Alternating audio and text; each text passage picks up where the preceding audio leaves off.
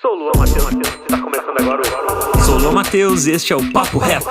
Quero trazer aqui hoje uma reflexão que na minha visão ainda é um dos maiores equívocos que acontece dentro da nossa área, da nossa profissão de UX Design, que muitas pessoas acreditam que o UX é desenhar tela, que o UX é pensar em fluxo de aplicativo ou numa interface bonita. E claro, é isso também, mas não é só isso. Isso é uma parte. Até porque a experiência do usuário ela não começa numa tela e não termina numa tela. Ela começa muito antes de um acesso a uma interface e termina também depois.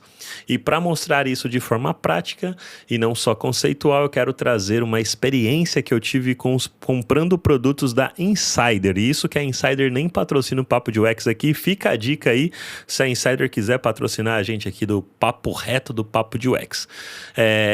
E com essa jornada que eu tive, né, através da Insider, a gente vai refletir um pouquinho aí de como é o UX, né, de como é esse ecossistema completo de interações que acontece entre as pessoas e uma marca e um produto, um serviço, né? Porque UX não é o que a marca diz, é o que o cliente sente. Mas antes da gente falar sobre isso, eu quero pedir para você aí carinhosamente deixar o seu like na plataforma em que você está me ouvindo, ativar as notificações para ficar por dentro de tudo que acontece por aqui, de todos os nossos episódios. E compartilha também com alguém aí que trabalha com UX e precisa ouvir um pouco da reflexão aqui de hoje desse nosso Papo Reto. E se você quiser também apoiar de forma financeira, é só você fazer um Pix aí para nossa chave de e-mail, que é o pix@papodeux.com.br. Eu sempre falo sobre isso, né? Que pensar em experiência do usuário é pensar em uma jornada end-to-end, no todo o ecossistema, em tudo que acontece antes, durante e depois da jornada que a pessoa tem de interação ali, às vezes num aplicativo. Desde o momento em que a pessoa pensa, será que eu compro? Até muito depois do produto chegar para ela, que ela comprou ali. O erro é achar que a experiência está apenas no aplicativo, na página ou no botão. E não está. A experiência está na logística, na pós-venda, na troca, na clareza e transparência, na comunicação, na prevenção de frustração, nos pequenos detalhes que ninguém vê, mas todo mundo sente. Para explicar de forma clara, pense o seguinte: a experiência acontece antes da compra, na expectativa, naquela comunicação, em um anúncio que você viu, podendo ser num podcast como esse daqui, num banner de um site, num outdoor que você está andando na rua e de repente você vê aquele anúncio. E ela também acontece durante a compra. Então, quando você vê, de repente você está andando de carro, olha para um outdoor, vê aquele outdoor, vê lá um QR Code que você aponta o seu celular e aí você entra no fluxo de compra de fato daquele produto que foi anunciado no outdoor. E aí sim, durante a compra, você tem ali um fluxo e você vai ver se você tem clareza naquele fluxo, se você tem autonomia, se você consegue comprar de forma tranquila. E a experiência acontece também depois dessa compra, dessa interação que você teve no aplicativo, ou seja, quando o produto chega até a sua casa e quando às vezes você precisa trocar aquele produto porque veio com algum defeito ou não serviu para você, de repente, uma camiseta que você comprou e talvez um suporte, né, nesse pós-venda. Então, o usuário não vive um fluxo, ele vive toda uma jornada, né? É essa a diferença que muda como a forma que a gente tem que pensar quando estamos desenhando, pensando em jornadas. Agora eu quero entrar em uma situação real que aconteceu comigo, porque nada explica melhor do que um fato, né? Recentemente eu fiz uma compra no site da Insider e eu comprei 4 camisetas. E no momento que eu estava fechando essa compra, já veio um aviso para mim no site deles, né? Falando que, olha, um dos itens dessa sua compra vai ser mandado posteriormente, porque ainda não temos em estoque. Você quer realmente comprar esse item aqui que vai chegar depois? Eu falei, nossa, que legal, né? Eles estão sendo transparentes comigo e avisando que eu vou receber só depois. Ou seja, não estão tentando vender por vender para ter lucro. Estão pensando na experiência que eu posso ter, na frustração que seria se eles não me avisassem que um dos itens que eu estava comprando poderia chegar só depois. E aí provavelmente eu iria ficar muito frustrado e cancelar a compra quando chegasse em casa faltando um dos itens e de repente eu vou lá ver e aí tem uma mensagem pequenininha, minúscula, falando, olha, um dos itens vai ser mandado depois. Poxa, por que não me avisou antes? Então aqui eles já pensaram sobre isso e me deu uma clareza, me dando assim uma autonomia da minha decisão, se eu realmente queria continuar aquela compra dos outros itens ou se eu ia cancelar a compra como um todo. E não é simplesmente uma tela, é uma decisão pensada que evitou uma frustração para mim com relação àquela compra que eu estava fazendo, né? Na hora eu até pensei, cara, é isso. Já pensou se a maioria dos produtos e marcas pensassem nesses momentos assim? Porque pode acontecer, né? Às vezes a pessoa tá comprando ali, não coloca a informação, a pessoa compra, chega e se frustra na hora que chega os produtos e tá faltando um dos itens, né? E quando esses produtos chegaram em casa, é claro que não veio porque já foi avisado que iria chegar posteriormente, chegou com defeito. Né? E eu fiquei triste, né? Porque na hora que chegou, lógico, né? Chegou um dos itens com defeito. Eu fiquei triste, falei, nossa, vou mandar de volta lá para eles, né? Deixa eu ver como é que funciona o fluxo. Fui lá, pesquisei, consegui achar onde tinha, tirei as fotos, subi no sistema de troca e no dia seguinte eu já recebi um e-mail com eles avisando, olha, já vamos enviar outra peça dessa para você. E olha, não precisa devolver a peça que veio com defeito. Aí eu falei, nossa, olha que interessante, né? Alguém lá de dentro da marca, né, pensou, o custo da logística reversa talvez seja maior que o custo da peça e qual que é o valor da experiência que o cliente vai ter, né? Porque eu ia ter que mandar a peça de volta, talvez ir até os correios, hoje em dia também tem a opção dos correios passar na sua casa e pegar, mas corre o risco de você não estar na sua casa, você não sabe o horário, talvez certinho que vai chegar.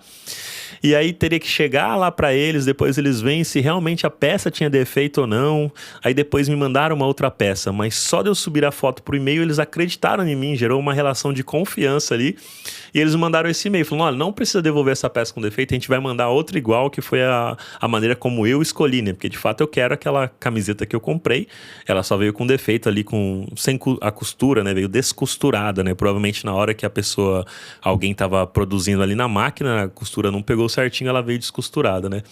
Então olha só que legal, veio com clareza para mim, com uma opção onde eu escolhi e eles mesmos decidiram que não precisaria chegar de volta lá aquele produto para eles conferirem, simplesmente falaram, olha, a gente vai te mandar outra e não precisa mandar essa de volta.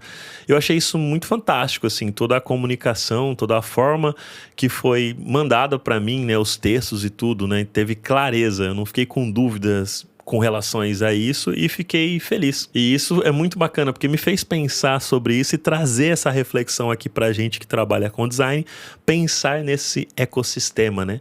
E pensar que problemas vão acontecer, né? Problemas acontecem, mas a experiência boa é quando o problema não vira um trauma, né? Até o momento em que eu estou gravando este episódio, né? A nova camiseta ainda não chegou, mas isso não muda o fato do que eu senti, né? Ao ter essa jornada, né?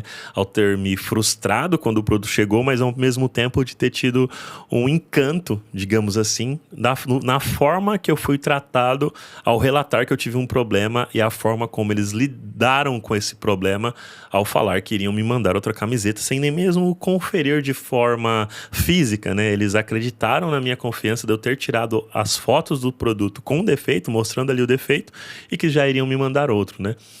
Eu como cliente senti que a marca me respeitou. Isso faz com que eu continue, provavelmente, comprando no futuro aí da Insider. E não apenas pelo preço, estética, mas por essa experiência que eu tive.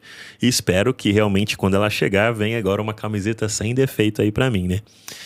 E vem uma parte muito legal desse relato, né? Desse fato, né? O que essa história, né? Ensina pra gente que trabalha com UX, com produto e design, né?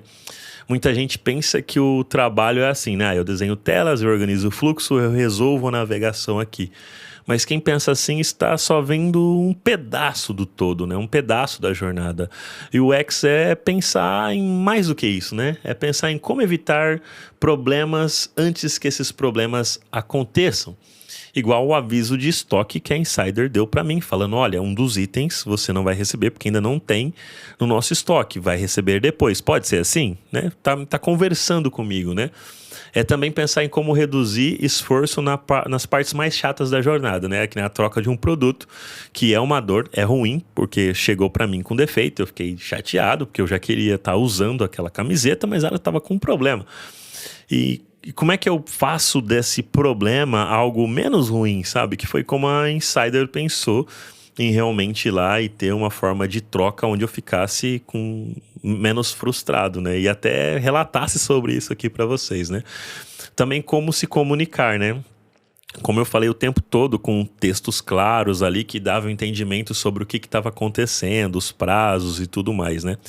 Pensar nessa logística no ecossistema, né? No antes, durante e depois da jornada de compra que eu estava fazendo ali, né? E é UX, né? É pensar em como diminuir a frustração, mesmo quando o erro acontece e, como eu falei, vão acontecer problemas o tempo todo e a forma de como a gente resolve esses problemas para que clientes, usuários fiquem menos tristes, menos chateados e volte a comprar, que aquela marca de fato gere um valor, né? Cada um desses pontos precisa ser pensado e isso, como eu falei, muitas das vezes não está ali no Figma, né? Isso está numa cultura da empresa, no processo, no cuidado, nesse olhar estratégico. Porque UX não é desenhar tela, é antecipar emoções que as pessoas sentem. Nós designers estamos aqui para reduzir fricções, para criar confiança, para aumentar a clareza, para humanizar essas jornadas. Se você acha que seu trabalho é só entregar tela, você está deixando 80% da experiência que as pessoas vão ter na mão de outras pessoas. E muitas vezes de pessoas que não entendem com relação a questões de jornada, experiência e etc. Já quando você pensa a jornada completa, né, end-to-end, você deixa de ser apenas uma pessoa que executa interfaces e se torna uma pessoa que tem design na veia ali, que entrega design de valor. Você passa a enxergar o impacto daquilo do que o seu trabalho tem. Passa a enxergar o que realmente importa. Passa a ver tudo antes, durante e depois da tela, porque essas interações com a marca ali, com o produto acontecem conforme esse relato. E esse caso da Insider foi um belo lembrete para mim de como pequenas decisões criam grandes experiências, né?